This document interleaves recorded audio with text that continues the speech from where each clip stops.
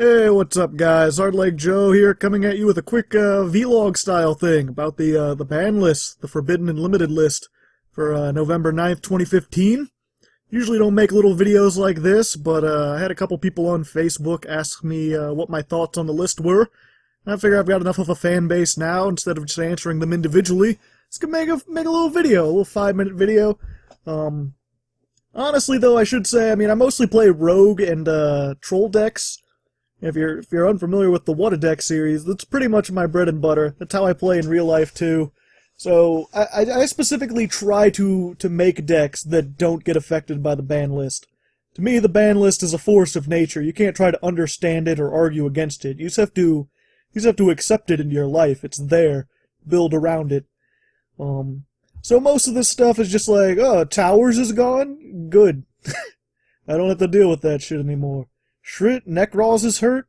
Excellent. Shadal's? Fine. Exciton Knight? Kind of interesting. I put him in everything, so I understand why they did it. He became too much of a staple. If you ran rank 4s, there's no reason not to put him in here. Pretty much clears the field. And plus, there's a lot of Pendulum stuff coming out pretty soon. Performa Pals and Friends. Performa Pals and Pals. Performa Pals and whatever. So they probably didn't want you to have a thing that could just clear the entire field, because they just go all in. But, we could still get around this. There's always Black Rose. There's always a couple other things. So that's all they got limited. And like I said, none of that really, I don't care that much. Semi-limited, Cleorp Scout, good, excellent. Burning Abyss, oh, fantastic. Mathematician. This has to be probably the only thing on here that I'm actually like, wait, what? Why? Because it's Mathematician. And look at him. He's just, he doesn't do much.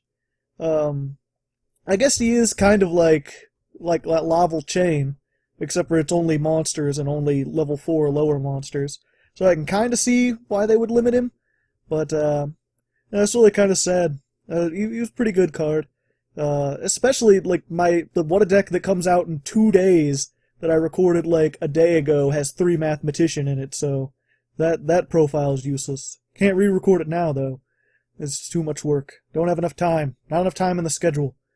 But enough about that. Nekroz, fucking Ritual Beasts, more Shadals, fine. I don't care. Get rid of all of them. They can just go die in a fire. Especially Eld Shadal Fusion. I never liked those quick play activate in the battle step to summon more things bullshit, which is why I don't like Cosmos. But that's a tale for another time. Kind of interesting that they took Ulticanahawk, because I don't think Ritual Beasts were really doing anything, but maybe there's some new synergy that Konami has figured out that we haven't yet. Who knows? Reinforcements of the army. I can't say I'm surprised. I'm surprised it stayed I was super surprised when it came unlimited. Just search any warrior for free. Like, I was expecting it to be banned eventually. So, it finally happened. It just kind of sucks that, their only way to hurt... this was pretty much done just so they could hurt Satellar Knights, because they won Worlds. And it sucks that they have to hurt all the warrior decks in order to do that. I had quite a few roguey troll decks that kind of use reinforcements of the army to get obscure cards, and now I can't use that. But, it doesn't really hurt things too much. There's always draw power, there's new cards coming out.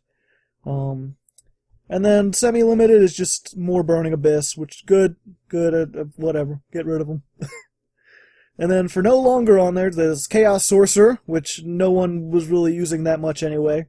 I know there's more Blackluster Soldier stuff coming out, so maybe I'll check that out. If that's more Chaos stuff, then maybe Chaos Sorcerer will be good. Shien, again, no one was really playing him, and at 2, he was semi-limited. Yeah, really you only need 2. I can't see a situation where you would have to get 3 out, or getting 3 out would be, like, that much better. Like, if they have an out to him, you pretty much lose. If they don't have an out to him, then they don't have an out to him. Spellbook of Fate, mildly worried, because spellbooks were kind of a mad deck. Just sort of like, shuffle your deck, the deck, pretty much. It's like, I'm gonna play spells, and play more spells, and draw spells with my spells. So giving them more support's kind of meh, but we'll see. Maybe it's too slow in this. And Gear, which was always kind of an odd choice to begin with, just because I never really played against a Gear deck that did well. I don't know how this works particularly in it. They sort of became really good really fast and then just got hit with this and then no one played them anymore. So it'll be interesting. There's more Gear support, so I'm interested in that's been released since then. So it'll be interesting to go back and check those out and see if with Gear if they're doing any better. Also kind of interesting, these went from limited to just no longer on the list. There was no semi-limited in between, which is kind of odd for them. But yeah, that's it. I mean, they changed up a little bit, but really it's Exciton Knight and Mathematician. Those are the generic cards that everyone has to worry about. Everything else is just like, as long as you didn't spend $100+ to make a meta deck, then you should be good. Or if you sold off your cards already. So yeah, there's my thoughts. If you guys want to talk in the comments, go ahead, whatever. You know, I can answer questions or, you know, talk. Just have a talk. I don't know how to end these things. I've never done one of these before. I guess I'll just end it in mid-sentence or